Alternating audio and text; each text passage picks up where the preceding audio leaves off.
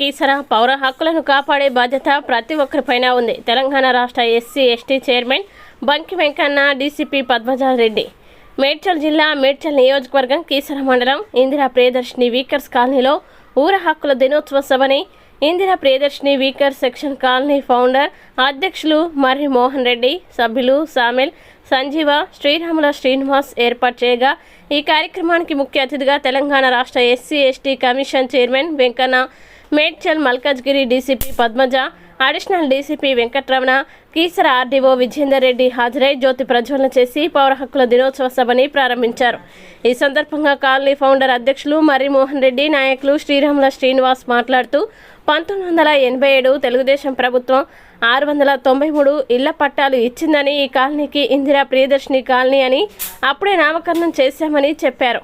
పట్టాలు ఇచ్చిన తర్వాత కొందరు ఆర్థిక పరిస్థితులు సరిగ్గా లేనివారు, కొందరు భూ కబ్జాదారులు అట్టి భూమిని కబ్జా చేస్తున్నారని అన్నారు. ఎస్సీ ఎస్టీ బడుగు బలహీన వర్గాల పేద ప్రజలు అప్పు చేసి రేకుల ఇండ్లను నిర్మించుకుంటే రెవెన్యూ అధికారులు వచ్చి కూల్చివేయడం బాధాకరమైన విషయమన్నారు. అప్పుడు పట్టాలు ఇచ్చిన వారికి ఇప్పటి కాంగ్రెస్ ప్రభుత్వం ఇందిరమ్మ ఇండ్ల పథకంలో వారికి ఇందిరమ్మ ఇల్లు కట్టించి ఇవ్వాలని ఎస్సీ ఎస్టీ కమిషన్ గారికి మరియు ఆర్డీఓ గారికి విన్నవించారు. ఈ సందర్భంగా SC ST commission chairman బంకి Venkanna, DCP Padmaja Reddy, additional DCP Venkataramana, RDO Upender Reddy, SC ST commissioner, రాష్ట్ర నాయకుల, తెలంగాణ రాష్ట్ర SC ST commission chairman బంకి Venkanna ఈ సభకు పౌర హక్కులపైన, చట్టాలపైన ప్రజలకి అవగాహన కల్పించడం ఈ సభ యొక్క ఉద్దేశమని, ఏదైతే పీడిత తాడిత ప్రజలు వారి హక్కులు కోల్పోతున్నారో వారికి అవగాహన కల్పించాలని కోరారు. ఎస్సీ ఎస్టీ కమిషన్ చైర్మన్ గారు గౌరవ వెంకటయ్య గారు, ఆర్డీఓ గారు, డీసీపీ మేడం, మరియు ముఖ్యంగా మా ప్రతి విషయంలో నిమిషం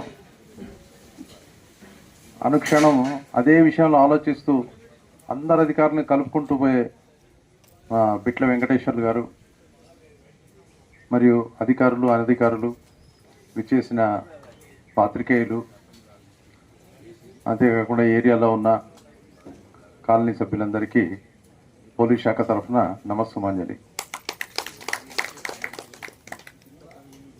ఈ యొక్క కార్యక్రమం ఏదైతే ఉందో మండల్ లెవెల్లో ఒక ఎస్ఐ, ఎంఆర్ఓ, మిగిలిన అధికారులతో సాదాసీదాగా జరుగుతుంది.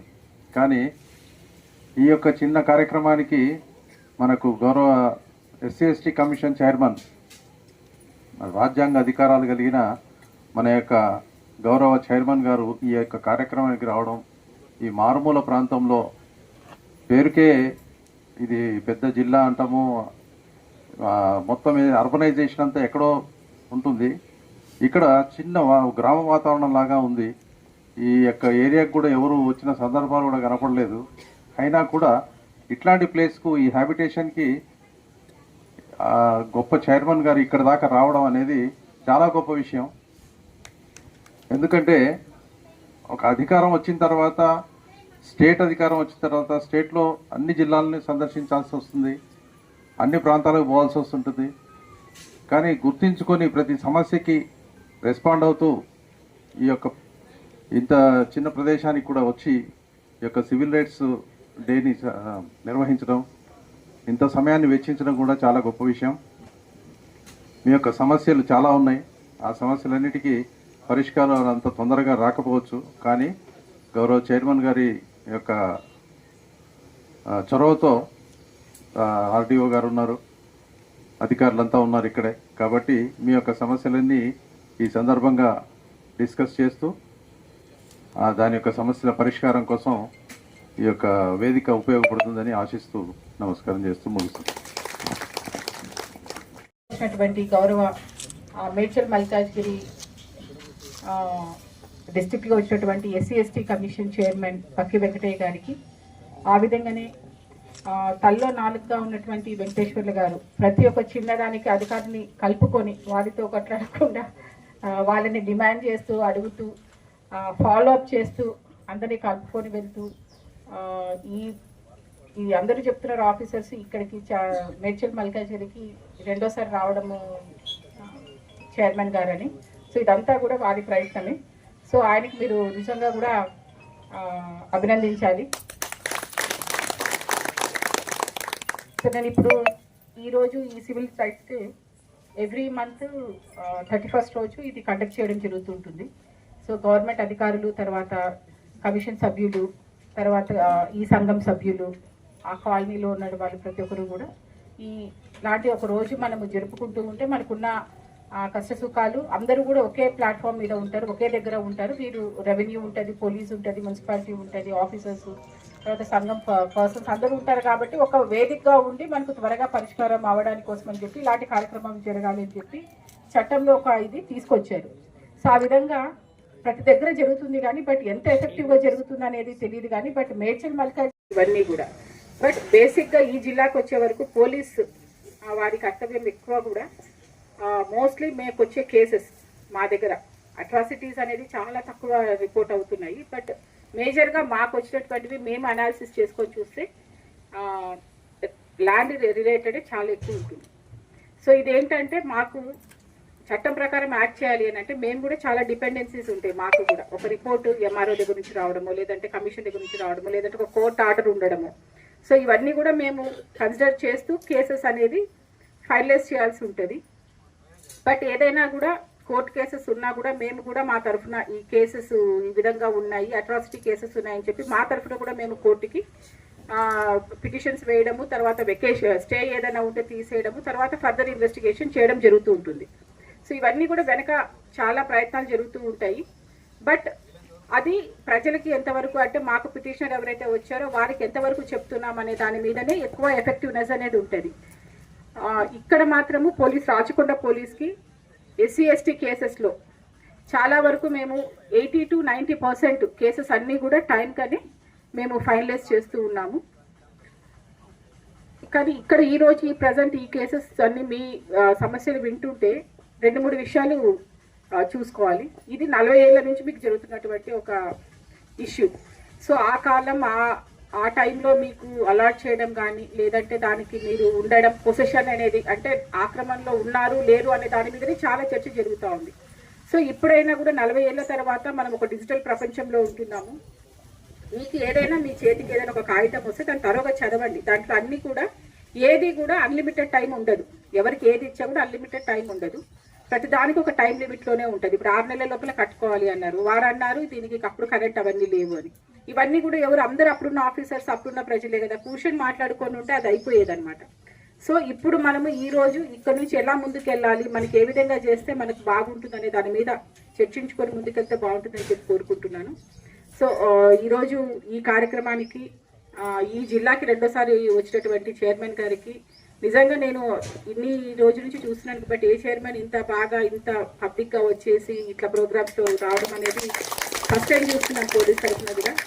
సో అందరూ కూడా సమన్వయంతో గవర్నమెంట్, తర్వాత కమిషన్, తర్వాత ప్రజలు అందరూ కూడా ముందుకెళ్ళాలని చెప్పి కోరుకుంటూ సెలవు తీసుకుంటాం. Thank you. ముఖ్య అతిథులు రాష్ట్ర SC ST commission chairman Shri Bakki Venkateswarlu గారు, వారితో పాటు వచ్చేసిన వారి సభ్యులు, డీసీపీ గారు, ఆర్డీఓ గారు, వేదిక పైన ఉన్న ఇతర అధికారులు, అనధికారులు, విచ్చేసిన ప్రజలందరికీ నమస్కారములు.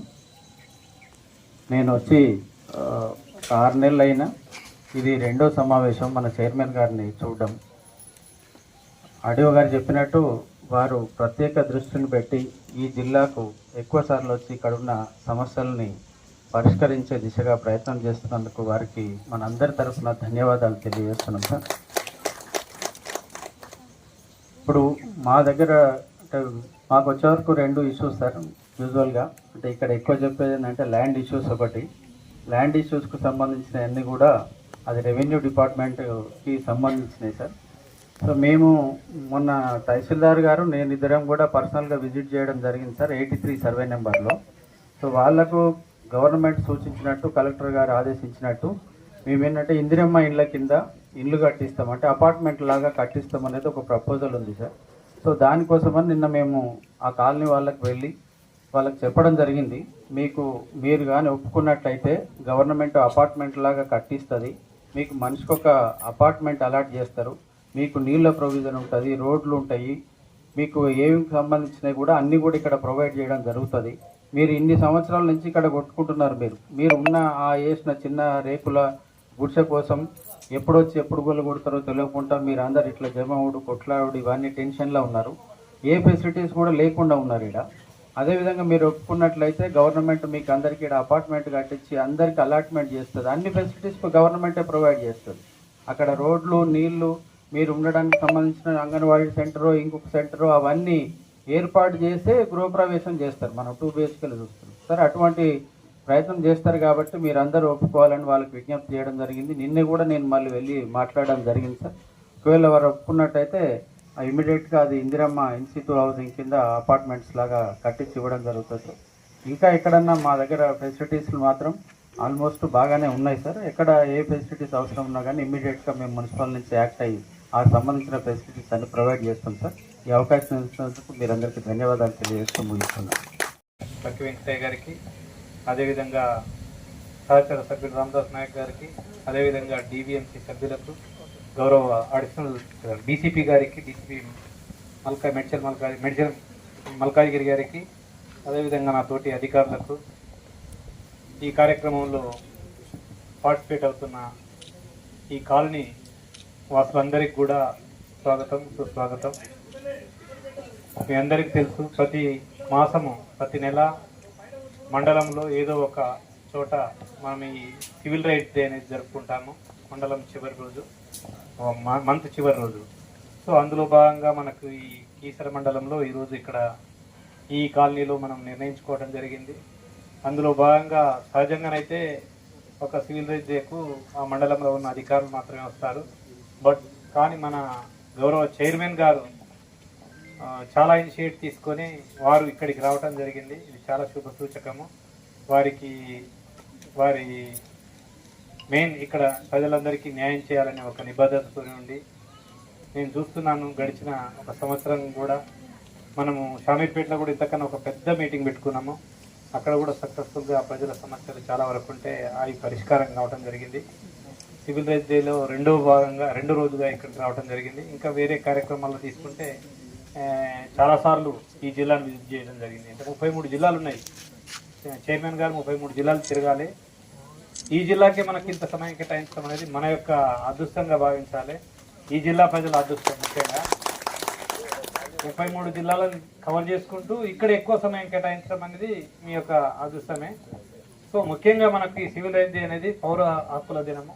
అంటే ప్రజలందరికీ కూడా సమన్యాయం జరగాలనేది మనం ప్రతి నెల పెట్టుకొని, ఇది మెయిన్ ఎక్కడైతే వివక్షకు గురవుతుందో, ఎక్కడైతే అణగారిన వర్గాలు ఉంటాయో, ఎవరైతే ఇబ్బంది పడుతున్నారో, అంటే వివక్ష వివిధ రకాల ఆర్థిక అసమానతలు కానీ కుల వివక్ష కానీ ఏదైనా ఒక బడుగు బలహీన వర్గాలకు సంబంధించి, ముఖ్యంగా SC STలకు సంబంధించింది PO యాక్ట్ ఎలా అమలు చేస్తున్నారు, దాని ద్వారా ఎవరికైనా ప్రయోజనం కలుగుతుందా, ఆ చట్టం ఉండటం వల్ల ప్రజలందరూ సామరస్యంగా జీవిస్తున్నారా, అదేవిధంగా వాళ్ళకి కలిగిన హక్కులన్నీ కూడా సాధించుకుంటున్నారా లేదా అనేది ఇలాంటి సమావేశాలు పెట్టడం ద్వారా ఆ రోజు రివ్యూ చేసుకోవటం అనేది ముఖ్యంగా జరుగుతుంది. అది వేదిక అవుతుంది కూడా. ఆ సమస్యలు ఏమని ఉంటే డెఫినెట్గా ఆ మంత్లో పెట్టిన ఒక, అంటే సంవత్సరంలో మీకు గ్రామాలు ఒక 20 ఉంటే ఒక సంవత్సరం తర్వాతనే వస్తుంది మళ్ళీ ఆ గ్రామము. ఎందుకంటే నెలకు ఒక్క రోజే పెట్టుకుంటాం మండలంలో కాబట్టి అధికారులు అందరూ కూడా అన్ని రకాల డిపార్ట్మెంట్ అధికారులు అక్కడికి చేయడం జరుగుతుంది. వారు సమయం కేటాయిస్తారు. అట్లా ఓ 15-20 గ్రామాలు ఉంటే అప్పుడు ఒక సంవత్సరం కూడా పడుతుంది మళ్ళీ మీ దగ్గర రావాలంటే. ఒక ఆ విలేజ్లో 2-3 కాలనీలు ఉంటే అట్లా ఇంకా ఎక్కువ పడుతుంది. ఈసారి ఈ కాలనీ పెట్టుకుంటే నాగరం మున్సిపాలిటీలో ఇంకో కాలనీలో కూడా పెట్టుకోవాల్సి వస్తుంది. అలా ఈరోజు ఇక్కడ ఈ కార్యక్రమం ఏర్పాటు చేయడం అనేది మీ అందరికీ ఒక వరమే. దాంట్లో భాగంగా ఇక్కడ ఇంకా సమస్యలు ఏమంటే మెయిన్ అయితే మీరు చెప్తున్నారు ఈ పట్టాలకు సంబంధించింది. 1987లో పట్టాలు ఇచ్చారు. తర్వాత కొంత అనివార్య కారణాల వల్ల పట్టాదారులు కోర్టుకు పోవటం వల్ల మళ్ళీ 83కు సంబంధించిన 3 ఎకరాలకు సంబంధించిన ఇష్యూ లేదు. వాళ్ళందరూ కూడా ఇల్లు కట్టుకున్నారు. తర్వాత అప్పుడు కట్టుకోనంటే అసలు సమస్య వచ్చేది కాదు. నా ఉద్దేశం ఏంటంటే ఫస్ట్ ఆఫ్ ఆల్ నేను చెప్పేది, ఎప్పుడైతే పట్టాలు ఇచ్చినామో ఆ పట్టాలు ఇచ్చినామో మనం చెప్తుంది సర్టిఫికెట్లో కూడా మనం అదే చెప్తున్నాం. దాంట్లో 6 నెలల లోపు ఏదో రకమైన ఆక్రమణకు తీసుకోవాలి. ఆ భూమిని తీసుకుంటే ఎలాంటి సమస్యలు చిక్కులు రావు. ఒకవేళ ఇది సీలింగ్ భూములు గవర్నమెంట్ ప్రభుత్వ భూములు అయితే మీకు ఈ చిక్కులు కూడా వచ్చేవి కావు. అదే ప్రభుత్వం గవర్నమెంట్ సర్కారీ జాగాలు పట్టాలు ఇచ్చిన వాళ్ళకు ఎక్కడ ఎలాంటి ఇబ్బందులు లేవు. ఒకవేళ ఇబ్బందులు గిట్ట ఉంటే ఒకవేళ వాళ్ళు కట్టుకోకుండా ఎవరికైనా మూడో వ్యక్తికి అమ్మినప్పుడు మాత్రం డెఫినెట్గా ఆ సమస్య ఎప్పుడైనా వస్తుంది. అది దానికి చట్టం కఠినంగా ఉంది. POT act, provision of transfer, అంటే బదిలీ చేయకూడదు. ప్రభుత్వము ఎవరైతే అసైన్మెంట్ ఇచ్చిందో అసైనీదారే వంశపారంపర్యంగా వాళ్ళ కుటుంబం ఎంత ధనవంతమైన కుటుంబంగా మారినా కూడా వాళ్ళే ఉపయోగించుకోవాలి తప్ప ఇంకో పక్క వ్యక్తికి బదలాయించకూడదు.